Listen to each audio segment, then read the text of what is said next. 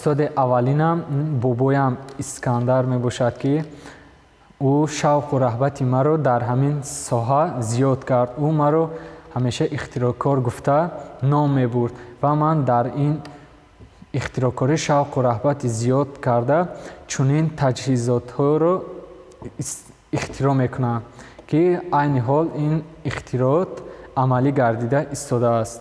ва ман бо ин таҷҳизотам дар хеле озмунҳо ҷойи аввалро ишғол намудам.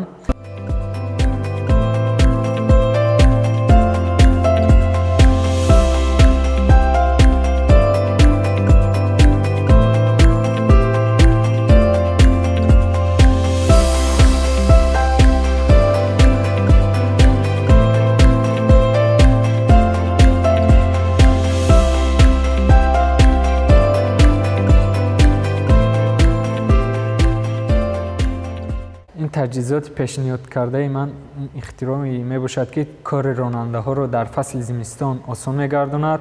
Дар роҳҳои ағба ё ки раҳҳое ки яхпӯшанд, ронанда дар мошин шита бо тарзи як тугмача, ба тарзи автоматӣ ӯ тугмачаи дар пеши